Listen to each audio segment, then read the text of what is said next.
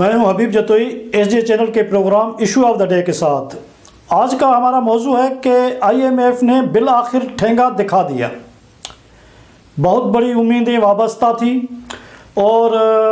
ہمارے وزیر خزانہ فینانس منسٹر اسحاق ڈار صاحب اور اس کی ٹیم نے بہت محنت کی اور ٹاکس میں جو ہے وہ اپنے داؤ پیچ دکھائے، لیکن وہ جو کہتے ہیں نا کہ دینے والا ہاتھ لینے والے ہاتھ سے زیادہ طاقتور ہوتا ہے، اوپر والے کے ہاتھ میں ہوتا ہے کہ نیچے والے کو دیتا ہے یا نہیں دیتا ہے، کتنا دیتا ہے کتنا نہیں دیتا۔ سو آئی ایم ایف دینے والا ہاتھ ہے اور اس نے دینے سے انکار کر دیا۔ ناظرین، سیدھی سی بات ہے، دو بڑے وجوہات جو سمجھے جا رہے ہیں یا جو عالمی سطح پہ جو بحث کیا جا رہا ہے، وہاں پہ یہ کہا جا رہا ہے کہ دو چیزیں ہیں جو کہی گئی ہیں پاکستان حکومت کو، فینانس منسٹری کو اور ڈائلاگ ٹاکس والی ٹیم کو، اور دو جو چیزیں ہیں وہ یہ ہے کہ سب سے پہلے تو یہ ہے کہ آئی ایم ایف کی طرف سے پاکستانی اتھارٹیز پہ، حکومت پہ اعتبار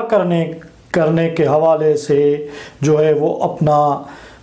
لیک دکھایا ہے، لیک آف ٹرسٹ کا معاملہ ہے۔ تو آئی ایم ایف اعتبار نہیں کر رہا پاکستان پہ،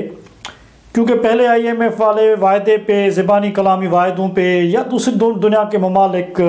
جو ہے وہ زبانی کلامی وعدوں پہ لون ایڈ دے دیا کرتے تھے، لیکن سچی بات یہ ہے ناظرین کہ ہمارے حکمران طبقے اتنے تو مطلب کہ تھوڑا سا لفظ زیادہ سخت ہو جائے گا، لیکن اتنے جھوٹے نکلے ہیں کہ انہوں نے جو بھی وعدے کیے ہیں انٹرنیشنل منی لینڈرز سے یا دوسرے ملکوں سے، تو ان پہ انہوں نے وہ پوری طرح سے عمل نہیں کیا۔ تو کہا یہ جا رہا ہے کہ آئی ایم ایف کی طرف سے پاکستان حکومت کو کہا گیا ہے کہ آپ نے جو وعدے کیے ہیں، آپ نے جو کمٹمنٹس کیے ہیں، ان پہ عمل کریں۔ پیسے ہم تب دیں گے جب آپ ان پہ عمل کریں گے۔ اور ظاہر ہے کہ وہ جو ٹرسٹ کا معاملہ ہے وہ پھر آئی ایم ایف والوں نے کہا کہ بھائی ہم اس پہ زیادہ غور بچار کریں گے اور جا کے اپنے ہیڈ آفس میں وہاں پہ جو ہے وہ رپورٹ کریں گے اور اس کے بعد فیصلہ کریں گے۔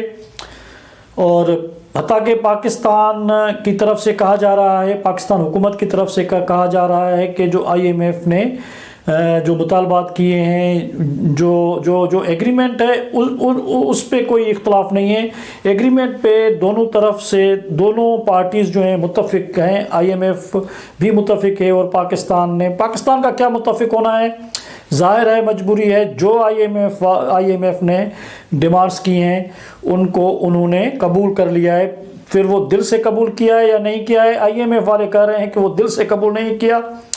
لیکن اس میں جو ڈیمانڈس ہیں اس میں دو طرح کی ڈیمانڈس ہیں۔ پاکستان کی حکومت نے وہ سارے مطالبات مان لیے جو عوام پہ جن کا بوجھ آنا ہے۔ مثال کے طور پہ جی ایس ٹی کو بڑھانے کا انہوں نے 18% کرنے کا وعدہ کر دیا، وہ حکومت نے کہا کہ ہم پورا کریں گے۔ پیٹرول اور ڈیزل کی مد میں جو لیویز ٹیکس ہے وہ، یا پھر جو دوسرے ٹیکسز ہیں، کوئی کہا جا رہا ہے کہ 30 یا 25 یا 30 روپے بڑھانے کا اعلان کر دیا ہے، کا کمٹمنٹ کر دیا گیا ہے اور وہ جلدی اس کا اعلان کر دیا جائے گا۔ اسی طرح سے جو بجلی اور گیس کے نرخ ہیں، جو ان کی پرائسز ہیں فی یونٹ، وہ بھی بڑھانے کی کمٹمنٹ کر دی ہے۔ بجلی کے حوالے سے کہا جا رہا ہے کہ 18 روپے یونٹ تک جو ہے وہ بڑھایا جائے گا، اور اسی طرح گیس کے مد میں، یا پھر سرکولر ڈیٹ جو ہے وہ جو گردشی کا قرضہ ہے اس کے حوالے سے اور ٹیکسز لگائے جائیں گے جو وہ پورا کیا جائے گا، یا کم از کم اس کا بڑا کرنچ جو ہے وہ ٹیکسز لگا کے پورا کیا جائے گا۔ اور جو دوسرا بڑا شرط تھا، مذاقہ خیز بات ہے ناظرین، کہ ہماری حکومت نے کہہ دیا کہ جو 17 گریڈ کے افسر ہیں یا اس سے اوپر ہیں تو حکومت نے عوام پہ جو سویلین سائڈ ہے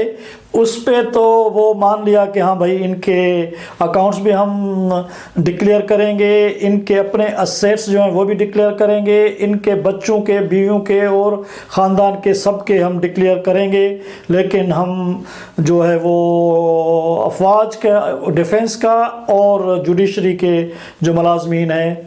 تو ان کے جو اکاؤنٹس ہیں یا ان کے اسیٹس ہیں وہ ڈکلیئر نہیں کریں گے، اور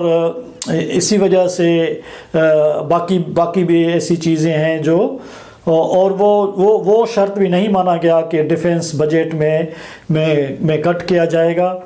ہاں البتہ جو ترقیاتی جو ڈیولپمنٹ کا فنڈ ہے جو غریبوں کے پاس جانا ہے یا جس سے ملک کی ڈیولپمنٹ ہونی ہے تو اس پہ کٹ کو وہ قبول کر لیا گیا ہے کہ اس پہ اتنا ہم کٹ قبول کر لیں گے۔ تو وہ سارے شرائط مان لیے گئے جو پبلک، جو عوام کی چیخیں نکالنے کے لیے ہیں، جو غربت، جو مہنگائی، جو بے روزگاری کے لیے ہے، وہ ساری چیزیں مان لی گئی ہیں، لیکن وہ جو کہتے ہیں نا کہ بلی کو گھنڈ کون باندھے گا، جو بنیادی مسائل ہیں وہ جو جب تک وہ حل نہیں ہوں گے تب تک اس ملک کا جو ہے وہ صرف غربت میں، بے روزگاری میں اضافہ ہوگا اور ترقی میں اضافہ ہوگا، باقی بنیادی مسائل پہ جو ہے وہ نہیں ہوگا۔ تو ایک تو یہ شرط ہے، جو شرائط تھے وہ حکومت نے مان لیے ہیں، لیکن IMF کا کہنا ہے کہ ہم اس آپ کے زبانی کلامی وعدوں پہ اعتبار نہیں کرتے، اس کو آپ امپلیمنٹ کریں، پہلے امپلیمنٹ کریں، اس کے بعد ہم اپنا ڈیسیشن لیں گے۔ ایک یہ شرط ہے، اور دوسرا بڑا شرط ہے اور ایک ٹرکی قسم کی کنڈیشن IMF نے لگائی ہے، وہ یہ ہے کہ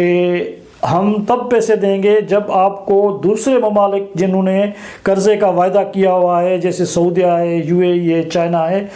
ان سے آپ قرض کی کمٹمنٹ لیں، وہ بھی سستے انٹرسٹ ریٹ پہ آپ ان سے قرضے لیں،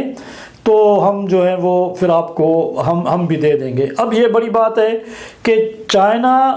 سعودیہ اور UAE والے کہہ رہے ہیں کہ جب تک IMF والے آپ کو لون نہیں دیں گے، آپ کے ساتھ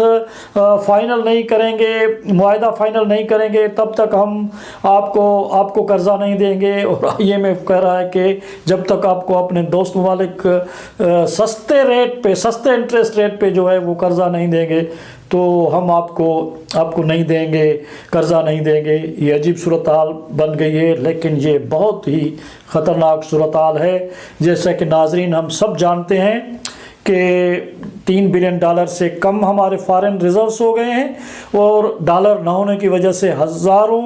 جو ڈیلیوریز ہیں، امپورٹ کی ڈیلیوریز ہیں، وہ کراچی پورٹ پہ جو ہے وہ اسٹینڈ اسٹل کی ہوئی ہیں، کیونکہ ہمارے پاس ڈالر نہیں ہے اور وہ ہم امپورٹس ریسیو نہیں کر پا رہے۔ اور تیل اور پیٹرول کی صورتحال یہ ہے کہ پورے ملک میں جو پیٹرول پمپس ہیں وہاں پہ جو تیل بچ گیا ہے، کچھ ہفتوں کا بولا جا رہا ہے کہ 2 ہفتوں کا پیٹرول بچ گیا ہے، اس کو ذخیرہ اندوزوں نے، اس ملک کے جو بیوپاری ہیں جن کے ہاتھ میں اس ملک کی باغ دوڑ ہے، جو آج تک پالیسیز بناتے رہے، انہوں نے ذخیرہ اندوزی کر دی ہے اور پیٹرول پمپس پہ بڑی لائنیں ہیں۔ اگر یہ صورتحال کنٹینیو رہی اور فوری طور پہ IMF کا مسئلہ حل نہیں ہوا اور پیٹرول کے امپورٹ کا مسئلہ حل نہیں ہوا تو یہ خطرناک صورتحال سری لنکا کی طرف چلی جائے گی، سری لنکا والی صورتحال ہو جائے گی، اور